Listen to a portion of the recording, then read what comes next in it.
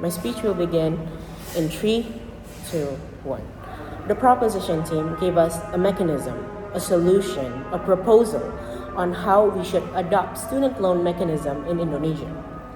They said that they will not be using the one that is used in the USA, but instead they will be using the one that is already implemented in Singapore.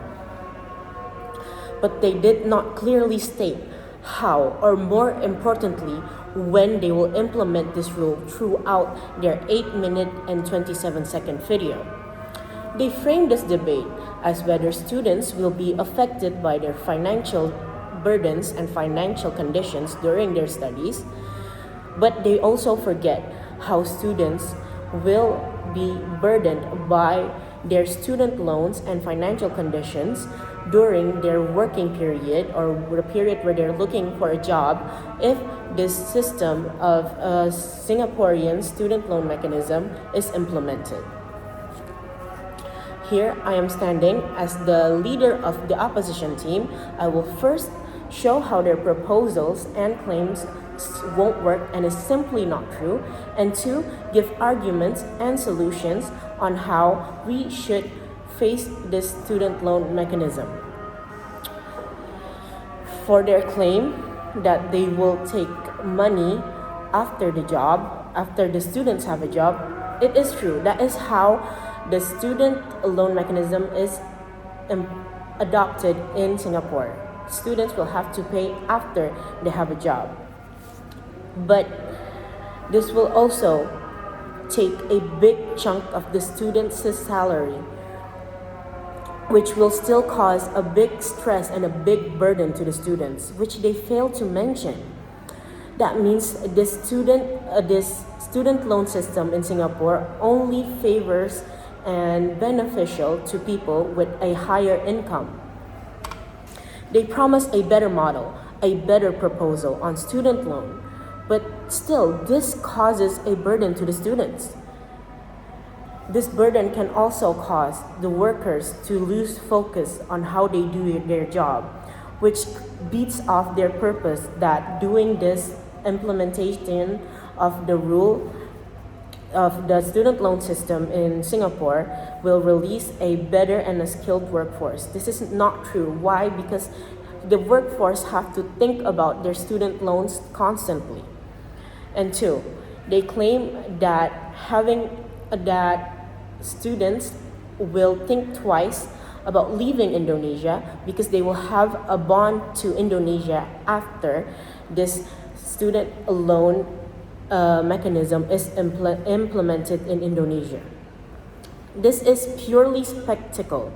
There's no real support to their claim. There's no real proof or no real evidence, where in reality, education and student loans are not the only reason why people leave Indonesia. The 4th claim that I will be mentioning is that having a long life debt is way better because they have been exposed to education. But what can one do with education when a lifelong debt is constantly heavy on their mind? What can they do with it? They didn't consider how heavy a lifelong debt is actually on a person's mind, which brings me to my argument. The first argument is that the sudden change to student loan mechanism will not only cause stress to the students, but will also cause stress to the campus. On their proposal, they didn't state a specific time or when this rule will be implemented. So students and campuses have to suddenly adapt to this new change with a very short time span, I'm assuming, because they didn't give a clear timeline on how they will implement this rule. With this no preparation, students will be very confused because they've been preparing their whole life on how they should plan their financials around the system that has already been implemented in Indonesia. So this change would still bring stress to the students. The second point that I would like to mention is that income distribution in Singapore is more equal than the income distribution in Indonesia.